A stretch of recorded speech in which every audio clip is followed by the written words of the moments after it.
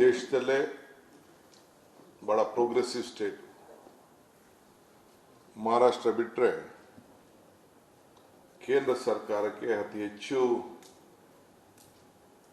ತೆರಿಗೆಯನ್ನು ಕೊಡ್ತಾ ಇದೆ. ನಾವೆಲ್ಲ ನಿನ್ನೆ ಬಜೆಟ್ ಅನ್ನ ಗಮನಿಸಿದ್ದೇವೆ. ನಿನ್ನೆ 1 ವರ್ಷದ ಬಜೆಟ್ ಮಾತ್ರ ಅಲ್ಲ, 5 ವರ್ಷದ ಬಜೆಟ್ ಕೂಡ ತಾವೆಲ್ಲ ಗಮನಿಸಬೇಕು. ನಮ್ಗೇನು ಪಾಲು ಸಿಕ್ಕಬೇಕಾಗಿತ್ತು ಆ ಪಾಲು ನಮಗೆ ನ್ಯಾಯವಾಗಿ ಸಿಕ್ಕಲಿಲ್ಲ. 28 MP ಪೈಕಿ 27, 26 ಗೆದ್ದಿದ್ರು. ತಿರ್ಗಾ ಈಗ ಒಂದು ಜೊತೆಗೆ ಆಡಾಯಿತು, NDAಗೆ ಬೇರೆಯವರು ಸೇರ್ಕೊಂಡ ಮೇಲೆ. ಸೊ ಹಾಗೂ ಕೂಡ ಇವತ್ತು ನಮಗೆ ನ್ಯಾಯ ನಮ್ಮ ಸರ್ಕಾರಕ್ಕೆ, ಕರ್ನಾಟಕಕ್ಕೆ ಸಿಗ್ತಾ ಇಲ್ಲ. ಉದಾಹರಣೆಗೆ 2018-19ರಲ್ಲಿ ನಮ್ಮ ಪಾಲು ಅನುದಾನಕ್ಕಿಂತ ನಮ್ಮ ಕೇಂದ್ರ ಸರ್ಕಾರದ ಗಾತ್ರ ಹೋಲಿಸಿದ್ರೆ 40% 45% ಅಷ್ಟು ಕಡಿಮೆ ಆಗಿದೆ. ಇದರಿಂದ ಜನರ ಜೇಬ್ ಹಣವೇ ದೊಡ್ಡ ಕಡಿಮೆ ಆದಂಗೆ ಆಗ್ತಾ ಇದೆ. ಬೇರೆ ರಾಜ್ಯಕ್ಕಿಂತ ಇತ್ತೀಚೆಗೆ ನಡೆಸಿದ ಸಮೀಕ್ಷೆಯಲ್ಲಿ ಒಂದೊಂದು ವರ್ಷಕ್ಕೆ ಲೆಕ್ಕ ಹಾಕೊಂಡ್ರೆ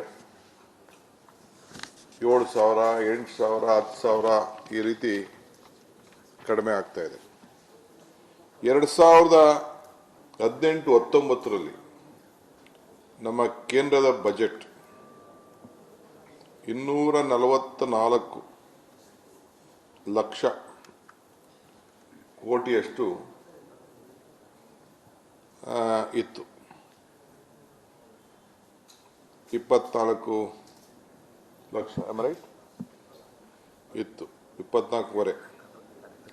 ಈಗ 2023-24 45 ಲಕ್ಷ ಕೋಟಿ ಇದೆ. ಆಗ ನಮಗೆ ಬಂದಂತ ತೆರಿಗೆ ಪಾಲು 400 ಸುಮಾರು ಒಂದು 462.88 ಇತ್ತು. ಈಗ 50.52. ಅಂದ್ರೆ ಆವತ್ತಿಗೂ ಇವತ್ತಿಗೂ ಏನು ವ್ಯತ್ಯಾಸ ಕಾಣ್ತಾ ಇಲ್ಲ, ಬರೀ ಒಂದು 4% ಮಾತ್ರ ಕಾಣ್ತಾ ಇದೆ. ಅಂದ್ರೆ ಬಜೆಟ್ ಡಬಲ್ ಆಗಿದೆ. ಸೊ ನಮ್ಗೆ ಎರಡೂ ಸೇರಿ ನವೆಂಬರ್ವರೆಗೂ ಈಗಾಗಲೇ ಸುಮಾರು 3,37,277 ಲಕ್ಷ ಅಷ್ಟು ಡಿಫ್ರೆನ್ಸು ಇಲ್ಲಿ ಕಾಣ್ತಾ ಇದೆ. ಒಟ್ಟಾರೆ 46,580 ಕೋಟಿಗಳ ಸಂಪನ್ಮೂಲ ಲಭ್ಯ ಇದ್ದು, ಆಗ ಇದ್ದಕ್ಕೂ ಈಗೂ ಕೂಡ ನಮಗೆ ಏನು ಡಿಫ್ರೆನ್ಸ್ ಏನು ಕಾಣ್ತಾ ಇಲ್ಲ. ಏನು 2018ರಲ್ಲಿ 19ರಲ್ಲಿ ಏನು ಇರ್ತಿತ್ತೋ ಅವ್ರದ್ದು ಡಬಲ್ ಆದರೂ ಕೂಡ, ಡಬಲ್ 450 ಲಕ್ಷ ಕೋಟಿ ಆದರೂ ಕೂಡ ನಮ್ಮ ಆದಾಯ ಕೂಡ ಏನು ನಮ್ಮ ರಾಜ್ಯಕ್ಕೆ ಏನು ಪಾಲು ಬರಬೇಕು ಆ ಪಾಲು ನಮಗೆ ಸರಿಯಾಗಿ ಬರ್ತಾ ಇಲ್ಲ. ಸೊ 45 ಲಕ್ಷ ಕೋಟಿ ರೂಪಾಯಿ ಬಂದಿದೆ, ಈಗ ನಮಗೆ ಅದೇನು ಆಗ್ತಾ ಇಲ್ಲ. ಆಮೇಲೆ 15ನೇ ಹಣಕಾಸು ಆಯೋಗ 14ನೇ ಹಣಕಾಸು ಆಯೋಗದಲ್ಲಿ 4.7 ಇತ್ತು ನಮಗೆ, ಅವ್ರ ಶಿಫಾರಸ್ಸಂತೆ. ಆಗ ಕೊರತೆ ನಮಗೆ 6.330 ಆಯಿತು. ಈಗ ಅದು 4.7 ಇದ್ದಿದ್ದು ಇದಕ್ಕಿದ್ದಂಗೆ 15ಕ್ಕೆ 3.6 ಇಳಿದಿದೆ. ಆದಾಯ ಜಾಸ್ತಿ ಬರಬೇಕಾಯ್ತು. ನಾವು ಒಟ್ಟಾರೆ ನಿಮ್ಗೊಂದೆಲ್ಲ ಸ್ಟ್ಯಾಟಿಸ್ಟಿಕ್ಸ್ ನಾನು ಕೊಡ್ತೀನಿ, ಕಳಿಸ್ಕೊಡ್ತೀನಿ. ಈಗ ಇದನ್ನು ಕರೆಕ್ಟ್ ನಂಬರ್ ನಿಮಗೆ ಕೊಟ್ಬಿಟ್ಟು ಲೆಕ್ಕ ಹಾಕೊಂಡ್ರೆ 5 ವರ್ಷಕ್ಕೆ ನಮಗೆ 62,000 ಕೋಟಿ ರೂಪಾಯಿ ನಮಗೆ ಕಡಿಮೆ ಆಗಿದೆ. ಇದಲ್ಲದೆ ವಿವಿಧ ರೀತಿಯಲ್ಲಿ ಕರ್ನಾಟಕ ರಾಜ್ಯಕ್ಕೆ ಹಿಂದೆ ಏನು ನಮ್ಮ ಬಜೆಟ್ನಲ್ಲಿ ಕೇಂದ್ರ ಸರ್ಕಾರ ನಮ್ಮ ರಾಜ್ಯಕ್ಕೆ ಘೋಷಣೆ ಮಾಡಿದ್ರು. ನೀರಾವರಿಗೆ ಲೆಕ್ಕ ಹಾಕೊಳ್ಳಿ. ಅಪ್ಪರ್ ಭದ್ರಾ ಪ್ರಾಜೆಕ್ಟ್ ಸಂಬಂಧಪಟ್ಟಂತೆ ನಾವು ಪ್ರಾಜೆಕ್ಟ್ ತೆಗೆದುಕೊಂಡು 5,000 ಕೋಟಿ ಚಿಲ್ಲರೆ ಕೋಟಿ ಕೊಡ್ತೀವಿ ಅಂತ ಹೇಳಿದರು. ಬೆಂಗಳೂರು ನಗರಕ್ಕೆ ಸಂಬಂಧಪಟ್ಟಂತೆ ಮೆಟ್ರೋಗೆ ಆ ಫೇಸ್ನ ನಾವು ಕ್ಲಿಯರ್ ಮಾಡ್ತೀವಿ ಅಂತ ಕೂಡ ಅನೌನ್ಸ್ಮೆಂಟ್ ಮಾಡಿದರು. ಆಮೇಲೆ ಮೊನ್ನೆ ತಾವೆಲ್ಲ ಗಮನಿಸಿದ್ದೀರಿ, ಈಗ ಬಜೆಟಲ್ಲಿ ಏನು ಹಿಂದೆ ಹೇಳಿದ್ರು, ₹1 ಇವತ್ತರೆಗೂ ಹೋದ ವರ್ಷದ ಬಜೆಟಲ್ಲಿ ಏನು ಅನೌನ್ಸ್ ಮಾಡಿದರು.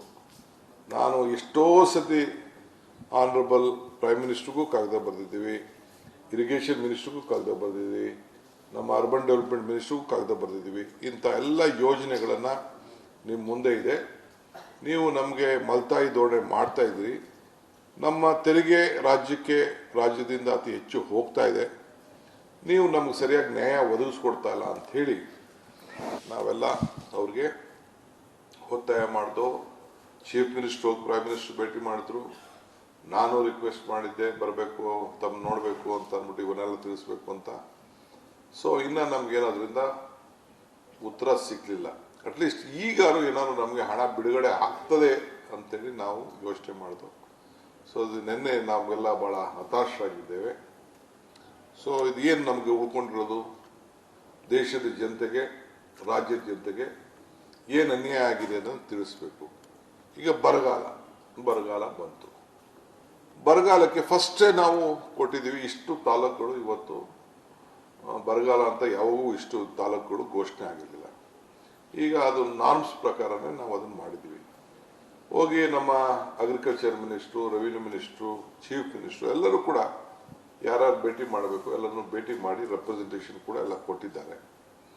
MP-ಸ್ಗೂ ರಿಕ್ವೆಸ್ಟ್ ಮಾಡ್ಕೊಂಡಿದ್ದೇವೆ, ನೀವೆಲ್ಲ ಹೋಗಿ ಹೋರಾಟ ಮಾಡಬೇಕು, ನಮಗೆ ಶಕ್ತಿ ಕೊಡಬೇಕು, ನಮ್ಮ ರಾಜ್ಯಕ್ಕೆ ನ್ಯಾಯ ಕೊಡಿಸ್ಬೇಕು ಅಂತೇಳಿ ಕೇಳಿದ್ದೇವೆ. ಇಲ್ಲಿವರೆಗೂ ₹1 ಹಣ ಕೂಡ, ಬರಗಾಲದ ಹಣ ಕೂಡ ಬರಲಿಲ್ಲ. ಆಯಿತು, ಬರಗಾಲ ಇರಬೇಕಾದ್ರೆ ಕಂಪಲ್ಸರಿ ಇದೆ 100 ದಿನದಿಂದ 150 ದಿನ ಮ್ಯಾಂಡೇಟ್ಸ್ ಆಗಬೇಕು ಅಂತ. ಅದು ಕೂಡ ಆಗಲಿಲ್ಲ. ರಿಪಬ್ಲಿಕ್ ವರ್ಡ್ ಆ್ಯಪ್ ಇದು ಕೇವಲ ಅಪ್ಲಿಕೇಶನ್ ಅಲ್ಲ, ಸಮಗ್ರ ಸುದ್ದಿಗಳ ಸಂಪರ್ಕ ಮಾರ್ಗಕ್ಕೆ ಕ್ರಾಂತಿಕಾರಿ ಬದಲಾವಣೆ. ರಿಪಬ್ಲಿಕ್ ವರ್ಡ್ ಆ್ಯಪ್ ಕೇವಲ ಸುದ್ದಿ ಅಪ್ಲಿಕೇಶನ್ ಪರಿಚಯಿಸ್ತಾ ಇಲ್ಲ, ಬದಲಾಗಿ ಡಿಜಿಟಲ್ ಸುದ್ದಿ ಬಳಕೆಯ ಹೊಸ ಯುಗಕ್ಕೆ ನಾಂದಿ ಹಾಡ್ತಾ ಇದೆ. ಇದೊಂದು ಬ್ರೇಕಿಂಗ್ ನ್ಯೂಸ್, ಪ್ರಭಾವಶಾಲಿ ಕಾರ್ಯಕ್ರಮಗಳಿಗೆ ಗಟ್ಟಿಯಾದ ನ್ಯೂಸ್. ಇಲ್ಲಿ ಕೇವಲ ತಾಜಾ ಸುದ್ದಿ, ಅದರ ನೇರ ಪ್ರಸಾರ ಮತ್ತು ಚರ್ಚೆಗಳಿಗೆ ಮಾತ್ರ ಅವಕಾಶ. ರಿಪಬ್ಲಿಕ್ ವರ್ಲ್ಡ್ ಆ್ಯಪ್ ಡೌನ್ಲೋಡ್ ಮಾಡಿಕೊಳ್ಳಿ. ಗೂಗಲ್ ಪ್ಲೇಸ್ಟೋರ್ ಮತ್ತು ಆಪಲ್ ಆ್ಯಪ್ ಸ್ಟೋರ್ನಲ್ಲಿ ಲಭ್ಯವಿದೆ.